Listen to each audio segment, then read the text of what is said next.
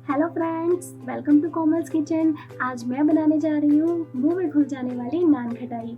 इस नान खटाई को हम दो तरीके से बनाएंगे। इसको हम कुकर में भी बेक करेंगे और माइक्रोवेव में भी बेक करेंगे। दोनों ही तरीके से बनाएंगे। बनाना बहुत आसान है, टाइम बहुत कम लगता है। तो ये मैंने माइक्रोवेव में बेक करी है।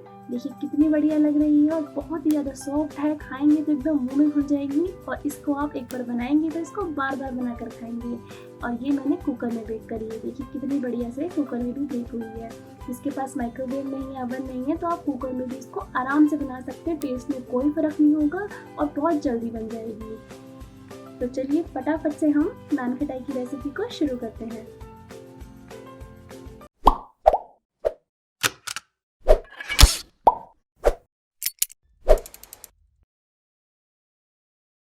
सबसे पहले मैं यहाँ पर ले रही हूँ एक बड़ा बर्तन। अब हम इसमें डालेंगे 1 कप मैदा। मेजरमेंट के लिए आप कोई भी कटोरी या ग्लास, कप कुछ भी ले सकते हैं, उसी से आप सारे मेजरमेंट करें। आधा कप यहाँ पर मैंने बेसन लिया है। जितना हमारा मैदा होगा उसका आधा हमें बेसन लेना होगा।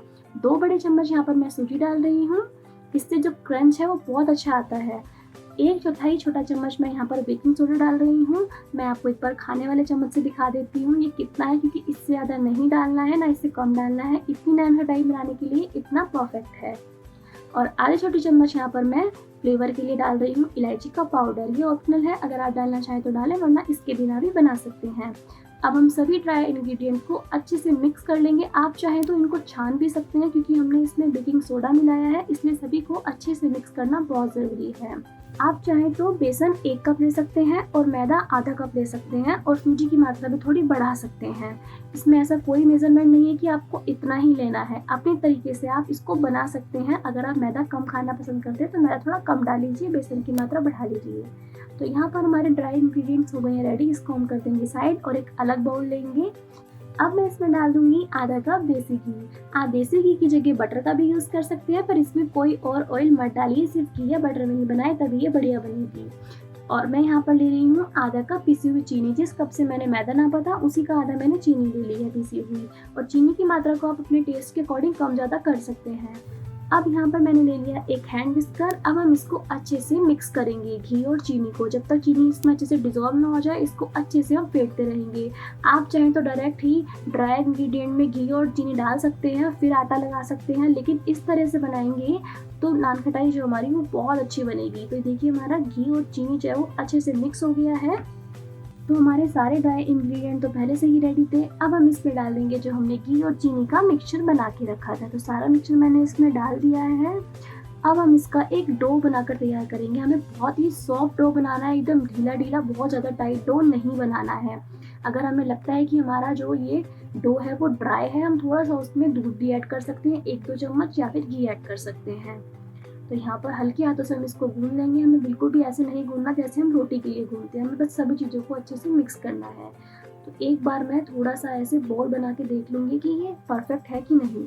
तो आप देख सकते हैं इसमें क्रैक्स आ रहे हैं। तो हमें इस तरह के क्रैक्स नहीं चाहिए, हमें एकदम चिकना डो चाहिए। बिल्कुल भी क्रैक्स नहीं आने चाहिए, नहीं तो हमारी नान खटाई अच्छी नहीं बनेगी। तो अब हम इसमें डालेंगे 2 छोटे चम्मच देसी घी। तो यहाँ पर मैं देसी घी का यूज़ कर रही हूँ। आप चाहें तो 2 छोटे चम्मच दूध भी डाल सकते हैं, पर देसी घी सबसे ज़्यादा बेस्ट है। तो यहाँ पर मैं इसको अच्छे से फिर से मिक्स कर लूँगी। अगर आपको लगता है कि इसमें अब भी क्रैक्स आ रहे हैं, या फिर जब आप अपने घर पे ट्राई करेंगे, बनाएंगे, तो इसमें थोड़ा सा घी आप और डाल लीजिए, यानी कि 1-2 चम्मच। बहुत ज़्यादा मत डालें एक बारी में। 1-2 चम्मच घी डालने से एकदम परफेक्ट डो बन जाएगा। तो यहाँ पर देखिए एकदम चिकना डो हमारा रेडी हो गया है। अब हम इसको चेक करेंगे कि अब भी इसमें क्रैक्स तो नहीं आ रहे हैं।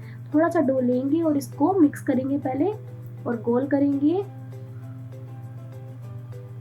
और थोड़ा सा हल्के हाथों से इसको प्रेस करके देखेंगे। ये देखिए एकदम परफेक्ट है, बिल्कुल भी इसमें क्रैक्स नहीं आ रहे हैं, यानी कि हमारा डो जो है वो एकदम परफेक्ट बना है। तो चलिए अब हम नान खटाई बनाना शुरू करते हैं। मैंने बेकिंग ट्रे ले लिया और इसको घी से अच्छे से ग्रीस कर लिया है।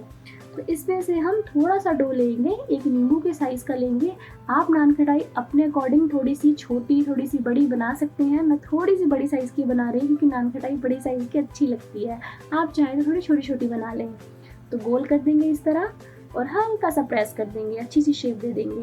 ये देखिए तो हमारी एक नान खटाई जो है वो रेडी हो गई है। इसी तरह हम दूसरी नान खटाई भी बनाएंगे। थोड़ा सा डो लेंगे और इसको मिक्स करेंगे पहले, और फिर इसको हम गोल कर देंगे हाथों से। ये देखिए, गोल करने के बाद हल्का सा प्रेस कर देंगे और दूसरी नान खटाई भी हमारी रेडी हो गई है। थोड़ी थोड़ी दूरी पर रखेंगे क्योंकि जब हम इसको बेक करेंगे तो ये फूल जाएंगी, तो थोड़ा थोड़ा स्पेस देकर रखें।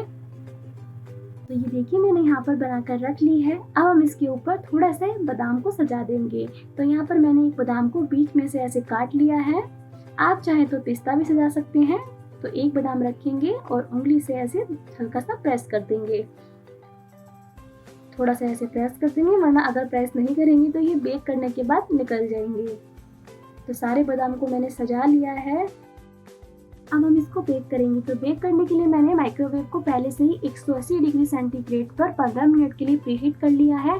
तो ध्यान रहे कि हम इसको प्रीहीट करना बहुत ज़रूरी है। तो अब हम इसको कन्वेक्शन मोड पे 170 डिग्री सेंटीग्रेड पर 20 मिनट के लिए बेक कर लेंगे। तो चलिए अब हम नान खटाई को कुकर में भी बेक कर लेते हैं। तो पहले हम कुकर में डालेंगे नमक। तो यहाँ पर मैंने ये 1 कप नमक ले लिया है। ये नमक का कलर आपको हल्का सा चेंज लग रहा होगा क्योंकि मैं इस नमक को बेकिंग में पहले कई बार यूज़ कर चुकी हूँ।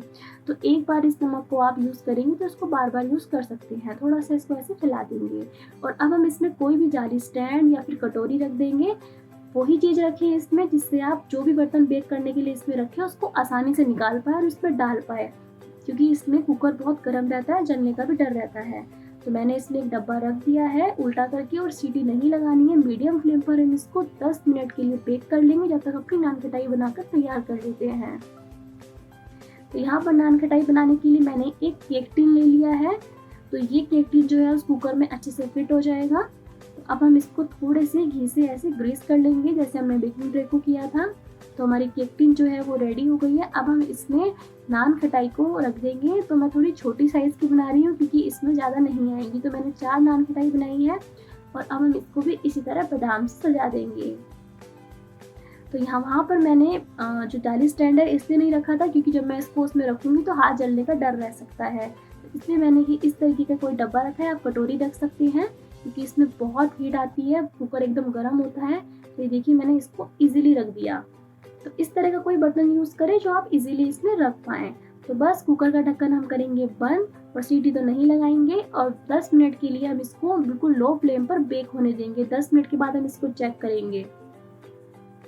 तो 10 मिनट हो गए हैं। आप देख सकते हैं हमारी नान खटाई जो है वो परफेक्ट बनकर तैयार हो गई है। अगर आपको लगता है इस स्टेज पर अगर नान खटाई नहीं पकी है तो आप इसको 5 मिनट के लिए और पका लें। तो देखिए यहाँ पर हमारी दोनों तरह की नान खटाई बनकर तैयार है। ये हमारी माइक्रोवेव वाली है और देखिए कितनी बढ़िया बनी है और कितनी फूल गई है, पीछे से भी बढ़िया से पक गई है। तो आ रहा है ना मुंह में पानी, बहुत ही बढ़िया बनी है, मुंह में घुल जाने वाली। मैं आपको तोड़ के दिखाती हूँ, ये देखिए। चलिए मैं आपको ये वाली भी दिखाती हूँ जो हमने कुकर में बेक करी है। तो ये तो बहुत ही अमेजिंग बनती है। बस आप इसको 10 मिनट में ज़रूर चेक कर लीजिए वरना ये पीछे की तरफ से जल भी सकती है। तो आप देख सकते हैं एकदम परफेक्ट कलर आया है इसका। तो एक बार मैं इसको भी आपको तोड़ कर दिखाती हूँ। ये भी कितनी बढ़िया सॉफ्ट एकदम मुंह में घुल जाने वाली बनी है, ये देखिए। और जब आप इसको घर पर बनाएंगे ना तो कोई यकीन भी नहीं करेगा कि आपने ये घर पर बनाई है। तो इस लॉकडाउन में आप घर के ही इंग्रेडिएंट से कितनी आसानी से इस रेसिपी को बना सकते हैं। तो फटाफट जाइए रेसिपी को बनाइए और मुझे बताइए कि कैसी लगी है। पसंद आए तो लाइक और शेयर जरूर कीजिए और मेरे चैनल को सब्सक्राइब भी जरूर कीजिए। Thanks for watching, bye bye.